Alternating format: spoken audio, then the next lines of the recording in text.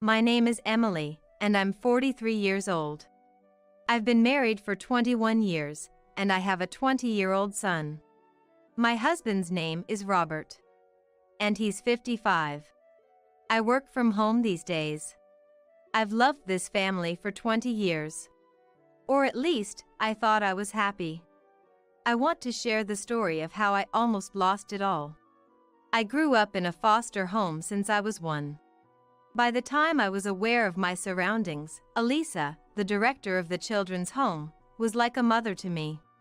2 years older than me, were like siblings. Ryan and Olivia, twins. They also came to the foster home around the same time I did. Their parents had died in an accident. Thanks to them and Elisa, I had a relatively smooth childhood in the foster home. But when Ryan and Olivia turned 17, they were adopted by relatives and left the home. For the first time in my life, I felt a crushing sadness. At 15, I couldn't cope with the loss. I started to act out as the people around me became increasingly cruel. I began sneaking out to the city at night to vent my frustrations. Even when I was detained for being a minor and Elisa came to pick me up from the police station, I acted like I didn't care about her worries. Elisa had been through a divorce. She had lost a child to illness shortly after birth and was blamed for it by her then-husband, leading to their divorce. After that, she started working at the foster home and became its director. She was the one who named me Emily. She told me she saw her lost child in me and raised me with a mother's love. But she was struggling with how to deal with me, her not biological but emotional daughter. One day, Elisa came to me, who was living a reckless life and skipping school, and suddenly started crying. "Even if we're not related by blood, you're my child. All the kids here are precious.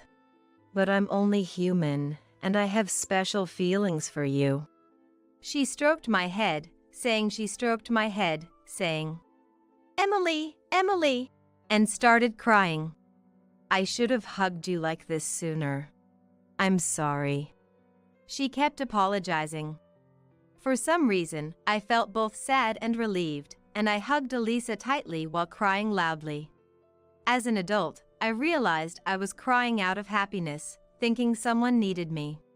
From that day on, I started helping Elisa actively and began calling her mom. And eventually, I graduated from middle school and started working at the foster home. I was hired by Elisa, who is my mom. To become a social worker, I studied hard through correspondence school and earned my certification. Part of the reason I wanted to work at the foster home was because I believed Ryan and Olivia would come to see me someday. We ordered food supplies for the foster home from a local supermarket. And the delivery guy turned out to be the man I'd later marry. We started with casual conversations every day. But when I found out we liked the same musician, I felt an instant connection. From there, our conversations flowed more naturally, and we grew closer. Eventually, he asked me out on a date. My mom also told me to go, so I headed out on my first date.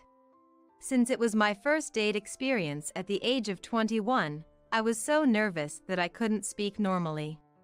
After a few dates, he confessed his feelings on our 5th outing, and we started dating. When I told Mom, she said, "Finally, Emily has a boyfriend. It's about time. I feel a bit lonely, though," and blessed our relationship with a smile. Our relationship progressed smoothly. One of our best memories was going to a concert of our favorite artist after preparing dinner at the foster home. On the way back from the concert, he proposed to me. I was overjoyed and immediately told Mom, who tearfully and joyfully gave her consent. Her words about having a family stuck with me. And I vowed to love my family forever. At that time, I was 23. And he was 35. His parents were thrilled about our marriage. Even when I told them I was raised in a foster home and didn't know my biological parents, they said it wasn't a problem. He's an only child, but his parents just wanted us to have a happy family. I decided to cherish my future in-laws as well because they were part of my new family. This is because I realized that they are part of my family, including my in-laws. Soon after, we got married. I quit my job and left the foster home, as my husband suggested. I was a bit worried about leaving Mom to run the foster home alone, but she assured me it would be fine as she was hiring cooking staff. Soon after, I became pregnant. The thought of our precious child growing inside me filled me with immense happiness. But contrary to my joy, my once kind husband began to change. He showed no concern for my morning sickness and even called me dirty. He started eating out instead of having meals at home. When my in-laws found out about my struggles with morning sickness, they brought over some home-cooked meals. My husband wasn't home, so they asked me why. I thought it was normal for husbands to eat out during their wives' morning sickness, so I told them without any ill intentions. Upon hearing this, my in-laws stayed until my husband returned and scolded him for his behavior. He made some excuses but eventually apologized to me. Importance of family remained a constant theme. I got yelled at by my in-laws because I spoke about why my husband wasn't around. When I said, "I'm sorry. I thought this was normal life, so I didn't mean any harm," I was shouted at with, "No excuses!" I got scared of my husband's anger and instinctively protected my belly. The next day, my husband was back to his sweet self. He sincerely apologized and said, "Once your morning sickness is over, we'll eat at home. Until then, let's eat out." From then on, I started keeping a diary. I wrote about my baby's condition and my family every day. Conversations with my husband, who often came home late, became scarce. The morning sickness was bad, and I felt lonely and anxious. But even then, I thought it was easier than when I was separated from Ryan and Olivia. Yes, that separation was the hardest thing in my life, so nothing could be worse. Even after the morning sickness ended, my husband didn't come home early. And when he did, I could smell sweet perfume. When I asked, "You smell nice, did you meet someone?" he seemed surprised for a moment, then angrily said, "Who I meet is none of your business." I didn't want to argue, so I didn't ask further. Even though I'm not savvy about social norms, I suspected he was cheating. I had no one to talk to, so I wrote in my diary as usual, but his betrayal was shocking. I kept quiet because I didn't want to upset him further. Our child was born safely, and it was a boy. My husband was thrilled. We named him Jackson. Apparently, my husband had decided on this name long ago, so he didn't consult me. Baby Jackson looked just like his father. Even my in-laws said, "He looks just like Robert when he was a baby." I had decided to love and never let go of the child I gave birth to, so I never complained, even when I couldn't sleep due to night feedings. My son was the light of my life, and I understood what that meant. My mom said I should come back home after giving birth, but my husband wouldn't allow it because he'd struggle with housework. So, I did all the shopping and housework after I was discharged. I could do it because it's what my family wanted. At first, Jackson was attached to me, but as he grew, he became more attached to his father. And he started saying, "I'll tell Dad," whenever I said something. When I asked, "What will happen if you tell Dad?" he said, "Dad will get mad at you." I couldn't say anything because my husband didn't want me disciplining Jackson. He said, "Someone not raised by their biological parents can't discipline." So, I tried to gently talk to Jackson instead of scolding him. When my husband wasn't around, Jackson was a sweet child who followed me around. But things changed when he entered middle school. He started taking money from my wallet. When I asked, "Jackson, did you take money from my wallet?" He said it's okay, it's his money. Dad told me to take it from you. Jackson replied. I said, taking it from my wallet without asking is different from being given it, don't you think? He just said, either way, it ends up in my hands, and walked away. At dinner, my husband and son were eating and chatting.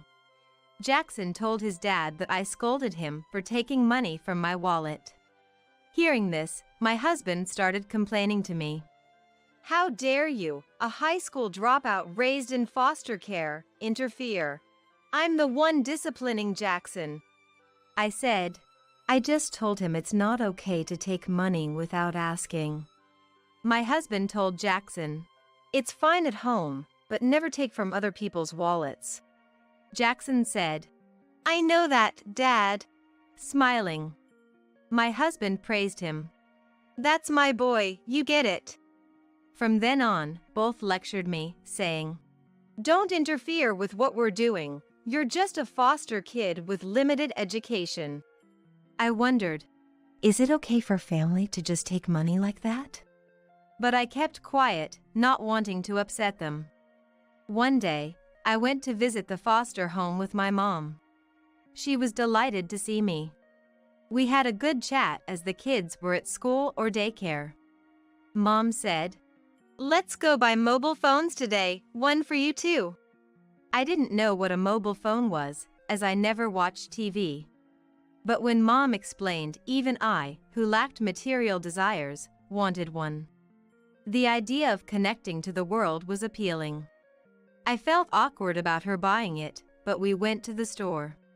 We got free models with a plan. Mom offered to pay, but I thought I should find a way to pay her back. I asked my husband if I could get a part-time job, but he said, it's embarrassing for someone like you to work. So, I thought about how to make money at home. I kept the phone off and hidden when the family was around. When they were out, I turned it on and researched ways to earn money from home. I learned about blogging for income and chose that path. I thought it was perfect. I could use my free time, and my husband wouldn't find out. I started reading various blogs to learn more. And finally, I started my own blog. Titled Grew Up in Foster Care with Limited Education, Naive Musings. I wrote about my life experiences. Gradually, my followers increased, and I started receiving comments. In 5 years, I had 20,000 followers and started earning money. My days became fulfilling. But as my blog shifted to my married life, the comments increased, saying my husband's thinking was wrong. I felt sad that my writing seemed like complaints about my husband. I apologized on my blog, saying he's a reasonable person and it was my poor writing that caused the misunderstanding. The comments on my blog increased even more after that post. Comments like "You're brainwashed" and "Emily, you're not wrong" started appearing. I was confused and began to consider quitting the blog to avoid disparaging my husband. Just then, I received a private message on my blog that nearly stopped my heart. It was from someone named Ryan. The message read, "Emily, it's Ryan. Do you remember me? Olivia is doing well too," and included a contact number. I called the number, and when I confirmed it was indeed Ryan, I broke down in tears of joy. Ryan and Olivia had been living overseas after being adopted by a cousin. They hadn't contacted me because they didn't want to bring up painful memories. Recently, Olivia discovered my blog, and while reading it, Emily, the blog owner, told Ryan that it might be Emily.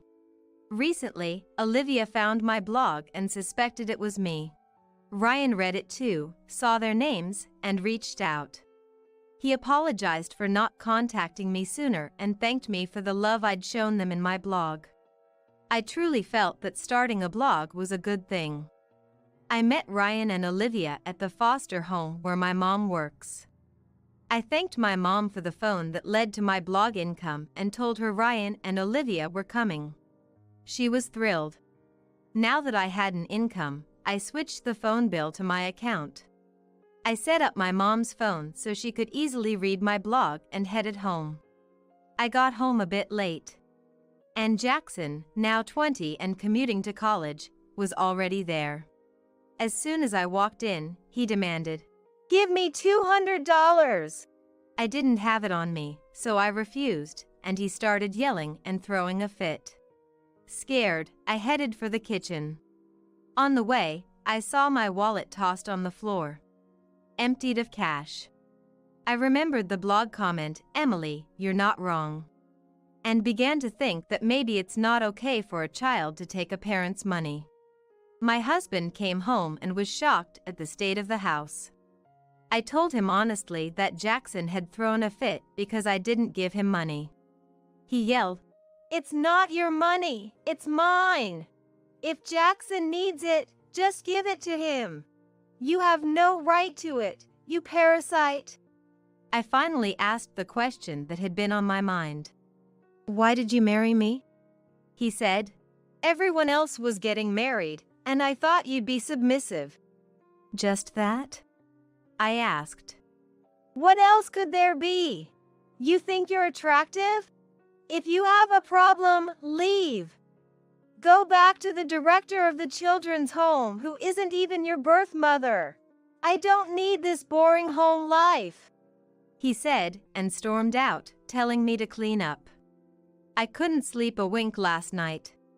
Neither my husband nor Jackson came home. I grabbed my phone from the dresser and turned it on. Emails from Mom, Ryan, and Olivia were waiting for me. They said to meet at the Child Protective Services office today. Multiple emails with the same message made it clear this was urgent. I clenched my phone and rushed to the Child Protective Services office. When I got there, only Mom was present, having just sent the kids off. She looked shocked at my tear-streaked face. Then Ryan and Olivia walked in. Both looked just like I remembered. They hugged me. I felt warm, and then the tears just wouldn't stop. Ryan and Olivia were crying too. Mom joined in, hugging us all and crying. After a while, we started talking. Ryan broke the ice. "I read your blog. Is that story true?" he asked. I nodded. Then my mother also spoke. Mom chimed in. "Have you been living in shame? I raised you to be a daughter I could be proud of anywhere. What about your parenting? What qualifications did you study so hard for?" She seemed angry but was crying. Ryan said, "If that blog is true, the problem is with Emily's husband. Marriage is a partnership. Why can't Emily speak her mind?" His fist was shaking. Olivia added, "Didn't you read the comments? Why don't you listen to them? What's written there is common sense." They all gently scolded me. Maybe I was wrong. But for 20 years, I truly loved my husband and Jackson, and it was hard to change how I felt. Mom sensed this and asked, "Emily, do you know how much we love you?" "I do. You always put me before yourselves." I thought I was doing the same for my husband and Jackson. I said I believed that true love meant sacrificing myself. But Mom shook her head. "That's not it. I'm very happy. I get happiness from you. But are you really, truly happy now? I don't think you're happy if only your husband and child are." I thought in silence. I knew Mom, Ryan, and Olivia loved me. They never pushed me away. They always listened and accepted what I said. And they were genuinely concerned for my happiness now. What about my husband and Jackson? Had I ever felt love from them? The more I thought, the more I realized I hadn't. But then I remembered Jackson's smile when he was little, and it broke my heart. Jackson was adorable. He used to look at me with a smile. That Jackson is gone now. I told them about what happened yesterday. Mom said, "You can't sever the ties with your child. Even if you divorce, Your only child is Jackson. I also told them what my husband had said when I asked him why he married me. Mom took my hand and said, "Your husband told you to leave, right? Then, Emily, come home. It's what he wants, isn't it? You can do that."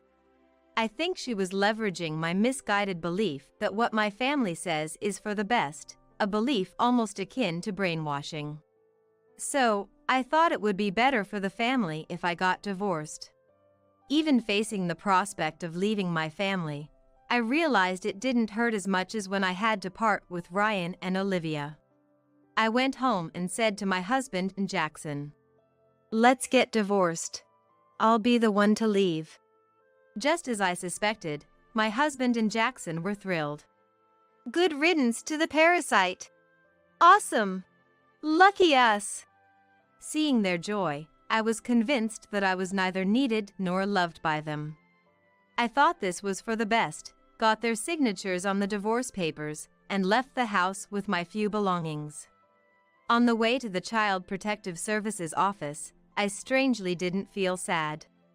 It felt like everyone got what they wanted. I returned to what I could call my original home, the Child Protective Services office. I had a small income from my blog, and I started helping Mom while thinking about the future, especially since the facility was facing financial difficulties. One day, Ryan and Olivia came to the facility. They brought me a book publishing offer. They had become executives in a publishing company. The people who adopted them were relatives of Ryan and Olivia's father, who had refused to take them in. These relatives had vowed to adopt Ryan and Olivia once they were financially stable, and they did. They turned around a failing publishing company and grew it significantly. Ryan and Olivia had shown my blog to the company's CEO, who found it interesting and wanted to publish it. I was hesitant because I didn't have much education and wasn't confident in my writing. But they assured me an editor would help, so I agreed. From there, Ryan, Olivia, the editor, and I had several meetings and published the book. My book, Grew Up in Foster Care with Limited Education, Naive Musings, caught the media's attention thanks to the publishing company and my followers, and it became a bestseller. I started getting interview requests from the media. I was hesitant due to my shyness, but Ryan and the others encouraged me, so I agreed. Appearing on TV made my ex-husband and Jackson aware of my book. My ex-husband called the Child Protective Services office where I was. When I answered, he said, "How are you? I heard your book is selling well. If I'd known you could make money like this, I wouldn't have divorced you." I stayed silent. "How about we live together again? We could even remarry," he added. Still, I said nothing. Assuming I was in a bad mood, he handed the phone to Jackson. "Mom, I miss you. I want to live with you again. I want to eat your cooking." They both seemed to have changed their tune. I asked Jackson, "Did you read my book?" He said he hadn't, so I asked him to ask his father if he had read it. Turns out, neither had. I said, "Read the book. Once you do, you won't be able to make calls like this," and hung up. A few days later, it seemed they started getting cold stares from neighbors, coworkers, and classmates even without reading the book. In a panic, they bought and read the book, realizing it candidly depicted what they had done to me. Since then, I've heard nothing from my ex-husband or Jackson.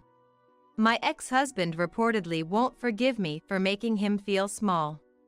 Jackson, who was dumped by his girlfriend and felt down, was talked sense into by a friend. He said, "I'll show Mom that I've changed and earned her forgiveness," and decided to quit college to become a licensed clinical psychologist. He says he wants to provide mental care for children at this Child Protective Services facility if I ever forgive him. I believe people don't change easily, but part of me is waiting for that day since he's my child. I've come to think that blood ties don't matter. If you're connected by the heart, You can become a family, even if you're not related. Oh, you're the famous photographer. Are you here for a shoot today? The woman in front of me stared at me excitedly. She, whom I met at the beach during clamming season, seemed to know I was a photographer. Despite being busy playing in the sand with her family of 3, she listened to my story with great interest. It's deeply moving to recall my early days as a photographer, when I struggled to gain credibility and couldn't get any assignments. When I told her I was here for a shoot, she eagerly volunteered to be my subject. But could you please make sure not to show my child's face? She said this, pointing to a cute little girl. The girl, about 2 or 3 years old, looked at us with wide, round eyes. Of course. What about you? As I asked, the father looked pale and darted his eyes around, repeating vague responses. It's understandable, I guess. After all, the father building a sandcastle with the girl is my husband. My name is Sophia. A 30-year-old freelance photographer. Most of my work involves school events and weddings in the area. I capture moments brimming with smiles and friendship, sharing them through my photos. It's not just about taking pictures, but about capturing people's memories and emotions, sharing happiness. Capturing these joyful moments of people is my job and my passion. But my life's shutter stopped in an instant due to an unforeseen event. My husband, Oliver, was a busy businessman. Involved in developing leisure facilities and tourist spots, he traveled all over the country. Though we rarely had time together, the moments we shared were special. Even the briefest times with him, his smiles were what kept me going. I never intended to quit my photography. We promised to support each other, build our careers, and got married. I took the opportunity to work style from traveling around the countries to work from home. Starting with posting landscape and permitted portraits on social media. As virtual galleries and online exhibitions expanded my reach, not just among publishers and peers but also among a general audience, my followers rapidly increased. On social media, where I could do live streams, I began to earn from talking shows and explanations about my photographs. It was fulfilling and enjoyable that I told the backgrounds or discussed techniques sharing my photos. Steadily growing my followers, I balanced outdoor shoots with social media promotions. Oliver was still constantly on business trips. I inevitably spent more time with my in-laws, James and Emma, who showed interest in my social media activities. Teaching them how to use smartphones and social media, we grew closer, and they often tuned into my photos and live streams. Both are wonderful people who ensure my fulfilling days. The company kept me from feeling lonely while my husband was away. However, there was a significant void in our lives. We couldn't have children. Despite numerous tests, it just wasn't happening. As we both wanted kids, we were upset because we just couldn't seem to have a baby for years. And it started affecting us.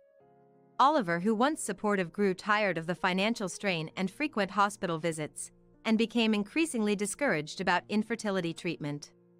At that time, his project enters the climax, so he stays away from home for days, traveling around the countries. It was clear that his focus shifted from our childlessness to his challenging work. His concern for my inability to conceive diminished, replaced by work talks. I felt lonely but tried to understand his busyness. Yet, no matter how understanding, we weren't emotionally close. Yesterday, I had a meeting with a client, and it looks like a new project is starting. I'll probably be away for a while starting next week. He said this, taking shirts and other laundry from his large suitcase. I had just gotten back home, but still, I hurried to start the washing machine for them. Oliver, when he runs out of clean clothes, rather than doing laundry or sending them for cleaning, he just buys new shirts. He says it's faster and foolproof, but I prefer to save where we can. So, what about the hospital? That's impossible. I have to go too, right? I can't take off work, and next week is a no-go for me. I sighed softly, making sure my husband couldn't hear.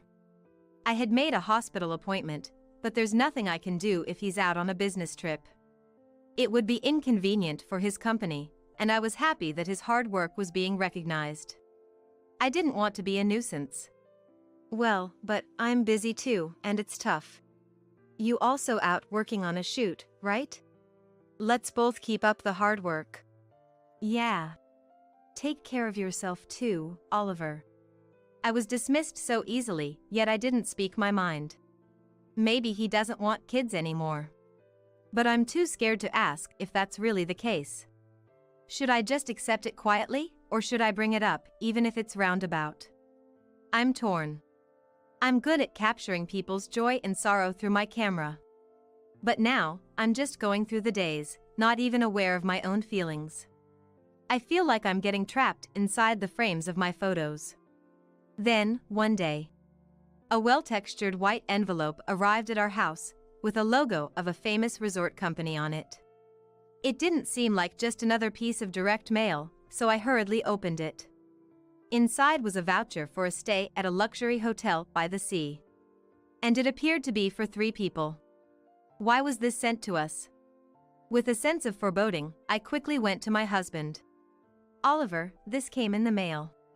Do you know anything about it? Of course, I wasn't accusing him from the start. I made sure to ask in a way that didn't sound confrontational, just casual. He stopped reading his newspaper and looked at me. His expression was blank, but his eyes narrowed slightly, almost glaring. I'd never been looked at like that before, and I couldn't hide the chill in my heart. Oh, that. A colleague couldn't make it, so it was booked in my name. It's nothing weird, so give it back.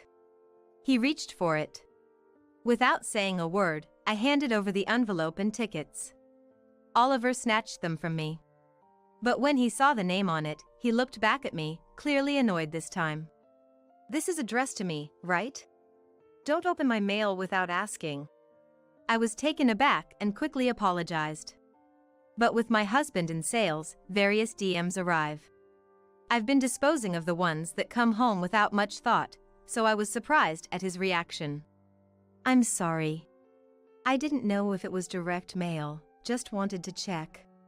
I'm here today, you could have just asked me. He took the envelope to his room, and I couldn't ask any more about the tickets. I wasn't fully convinced why he had to book tickets for his colleague, but I had no choice but to accept his explanation.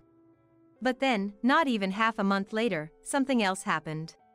It was May, approaching our wedding anniversary. We were supposed to gather at the in-laws' house, but he suddenly announced a long business trip. At first, I was speechless and confused. A business trip? On our wedding anniversary? In my job, I often get requests for family portraits or landscape photography. But I had plans, so I had taken the day off. Normally, a regular company, including Oliver's, would be off on Memorial Day. At least, his company should be closed as usual.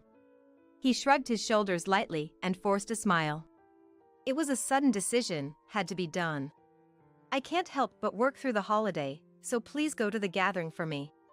I know he's proud of his job and has been serious about his career since before we got married. But gradually, I find myself less convinced by his reasons for work and business trips in those casual moments. In the end, he just pulls along his favorite suitcase and leaves for work. Although they were angry at his attitude, because his call was so late that it was close to our wedding anniversary, they tried to make me comfortable. Sorry for making you free up your schedule in vain. I'll give Oliver a strict talking to next time I see him. Emma said that, but all I could do was give a wry smile. Originally, we were supposed to stay a few days after getting together. Oliver was the only child for them. I was told it would be sad if I left early, so I decided to stay a few days after our wedding anniversary as planned. I brought my camera and took pictures of them doing housework and everyday life, and scenes I usually don't focus on. I spent time thinking about shooting plans, but part of me felt the void of Oliver's absence. For work and a change of pace, I decided to visit the coast one station away. Around Memorial Day, the beach is busy with people clam digging and families enjoying their time. Some opened colorful beach umbrellas, enjoying walks and sunbathing. I walked along the beach with my camera around my neck. Suddenly, I stopped, noticing a family building a sandcastle. I paused at a familiar voice. I was glad I wasn't holding the camera in my hand.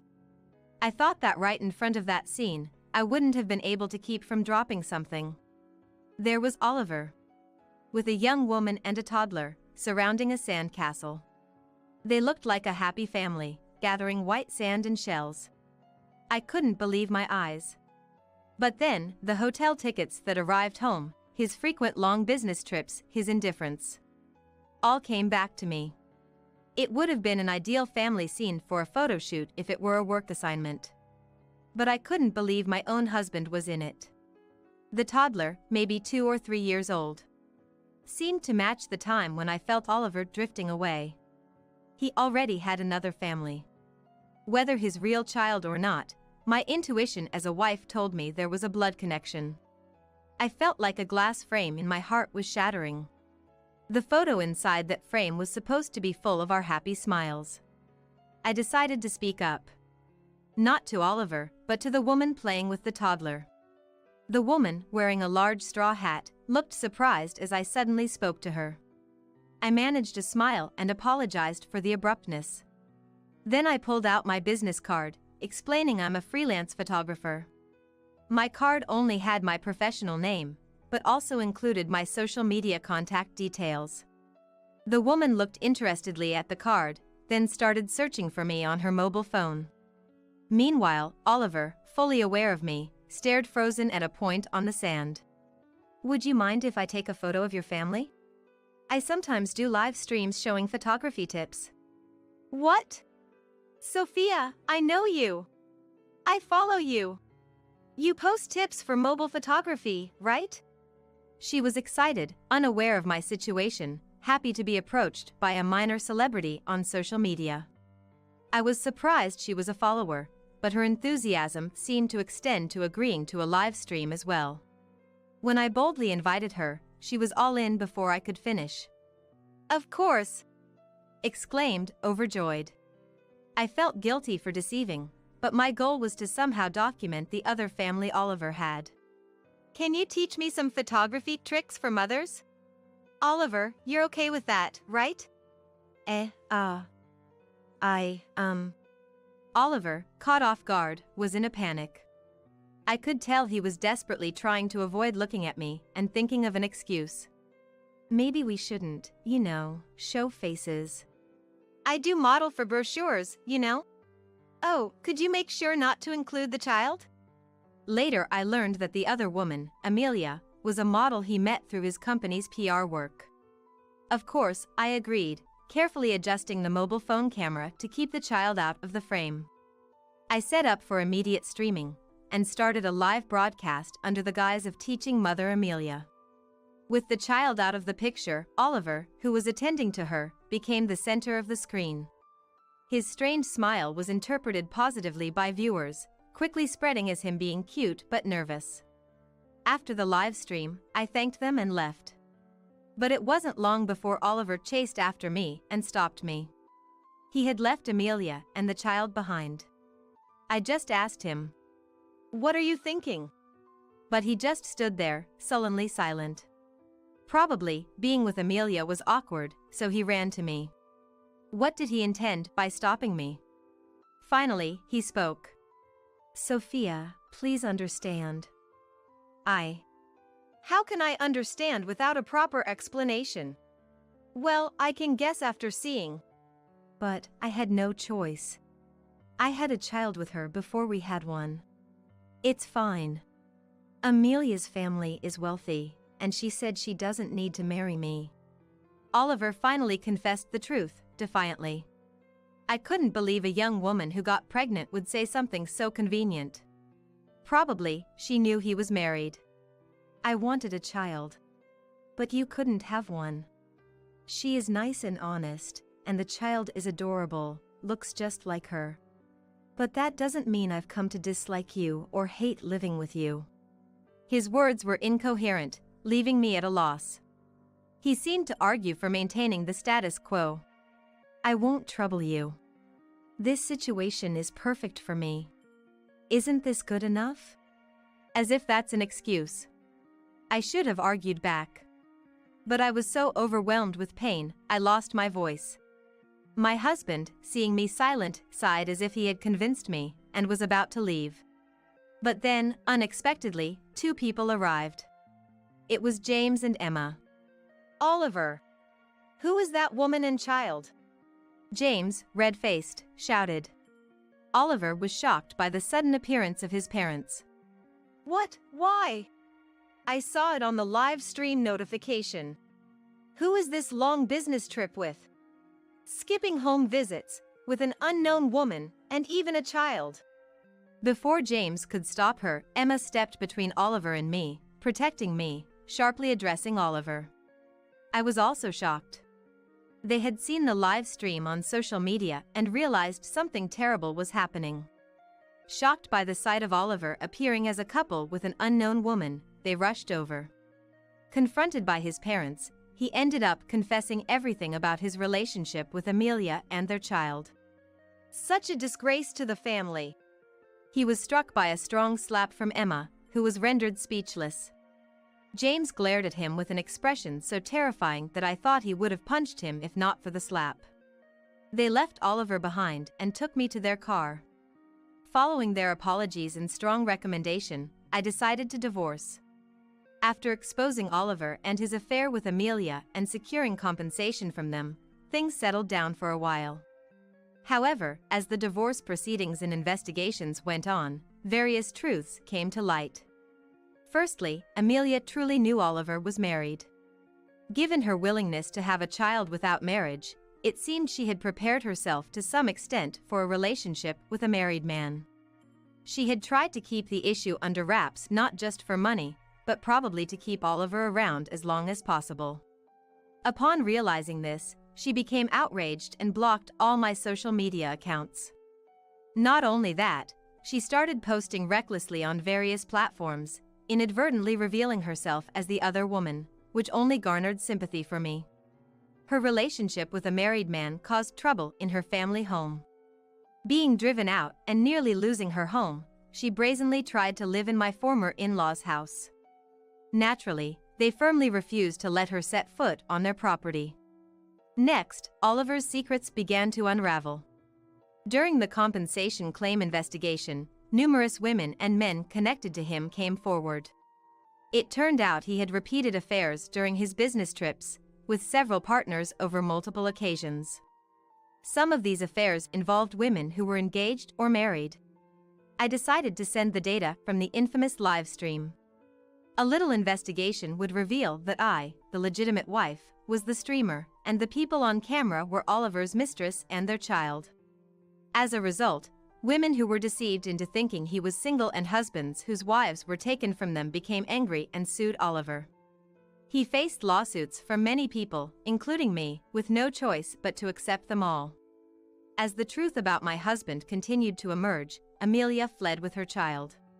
Probably fed up, she chose to escape from her relationship with him. The turmoil she caused on social media calmed down, and her accounts disappeared, so I decided to let her be.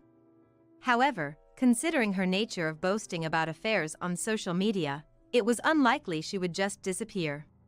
Sure enough, Amelia started posting under a completely different account. But her posts, portraying herself as a tragic heroine, were quickly identified and sparked outrage. Subsequently, she would delete her account when things got bad and create new ones, like a phoenix rising from the ashes. Abandoned even by Amelia, Oliver apparently turned to his parents in the end, but their learning about his multiple affairs infuriated them further. Without any apology and only asking for help because he was in trouble, the parents-in-law decided to sever ties with their son.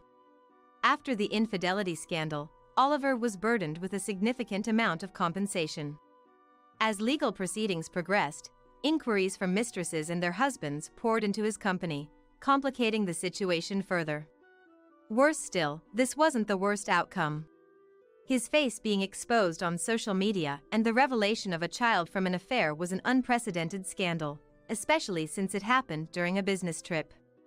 The information spread quickly, and comments of shock and anger flooded related facilities and reviews associated with his company. The drop in trust due to the scandal spread both internally and externally, prompting the management to feel a sense of crisis and rush to devise strategies. However, not being familiar with crisis management, they were forced to hastily consult experts and develop communication strategies. Meanwhile, they instructed employees to provide accurate information, desperately trying to quell the confusion. The scandal led to numerous inquiries and criticisms from both inside and outside the company, rapidly tarnishing Oliver's reputation. He became an outcast at work, completely isolated within the company. In an uncomfortable atmosphere, the company soon wished for his resignation, and Oliver had to look for a new job. He was competent and had good sales performance. Preferred by older generations who don't use social media, he quickly found a new job. But human nature doesn't change. In less than 6 months, he was rumored to have made advances on the manager's wife and tried to expense motel charges from a business trip. He was fired and, even after joining new companies, kept causing troubles in his relationships and getting dismissed. After repeating this cycle, he is now hopping from one industry to another, being driven out from everywhere. Meanwhile, I maintained a relationship with my parents-in-law even after the divorce. Thanks to their care, I have been living peaceful days. It's because of their support that I was able to start anew after my relationship with Oliver ended. For a while after the divorce, I found it painful to take photos of children. Even though they got hurt betrayed by their son, they made an effort to show their good relationship and supported me.